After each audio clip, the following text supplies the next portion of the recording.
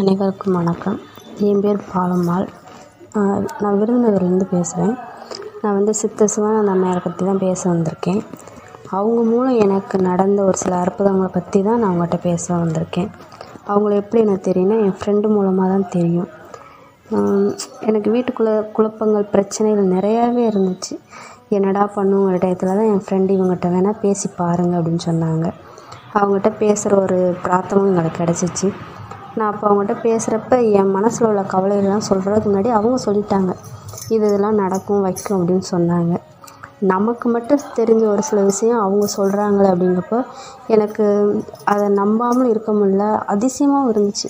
நமக்கு தெரிஞ்ச விஷயம் அவங்க எப்படி நம்மக்கிட்ட சொல்கிறாங்க அப்படின்ட்டு நம்பிக்கையோடு அவங்ககிட்ட பேசினேன். அப்போ தான் கேட்டாங்க, உங்களுக்கு என்ன வேணும்னு கேட்டாங்க. இந்த மாதிரி எனக்கு கல்யாணம் முடிஞ்சு 3 வருஷம் கழித்து தான் ஒரு பையன் பிறந்தாமா. அவனுக்கு அடுத்து 13 வருஷம் சும்மா தான் இருக்கேன். போன வருஷம் எங்களுக்கு குழந்தை ட்ரீட்மெண்ட் எடுத்து நிற்கலை. ஆனால் போன வருஷம் நின்று அந்த குழந்தையும் அபார்ஷன் ஆகிட்டு.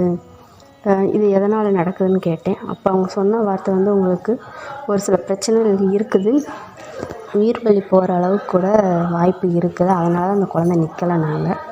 அதுக்கு நாங்கள் என்னம்மா செய்யணும்? இப்போ எங்களுக்கு 38 வயசு ஆயிடுச்சு. இன்னைக்கு குழந்தை பெற்றுக்கலாமா வேண்டாமான்னு யோசிக்கிற டயத்தில் தான் என் ஃப்ரெண்டு உங்கள்கிட்ட பேச சொன்னாப்புலன்னு சொன்னேன். இல்லை, உங்களுக்கு அந்த ஐயாவும் அம்மாவும் சேர்ந்து குழந்தை செல்வம் இருக்குதுன்னு சொல்கிறாங்க, நீங்கள் இந்த பூஜையை கலந்து செய்யுங்க, கண்டிப்பாக குழந்தை இருக்குன்னாங்க. அவங்க பேச்சை கேட்டு நாங்கள் செஞ்சோம்.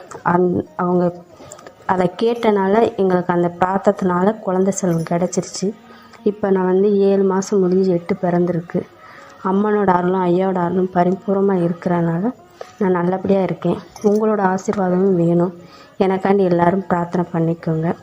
நான் இதை எதுக்காண்டி சொல்கிறேன்னா, நான் பயனடைஞ்ச மாதிரி ஒவ்வொருத்தவங்களும் பயனடையணும். இது அம்மாவை பற்றி நான் விளம்பரப்படுத்தணும் வைக்கணும், அது கிடையாது. என்ன மாதிரி நிறையா பேர் கஷ்டப்படங்க இருப்பாங்க. நம்மக்கிட்ட யாரும் சொல்லலையே, நமக்கு யாரும் சொல்ல வரலையே நினைப்பாங்க. என் ஃப்ரெண்டு மூலம் நான் பயனடைஞ்ச மாதிரி நீங்கள் இதை கேட்டு ஒரு சில பேர் பயனடைஞ்சிங்கன்னா நல்லது தானே. அதுக்காண்டி தான் அதை சொன்னேன். ஓம் நமச்சிவாய. திருச்சிற்றம்பலம்.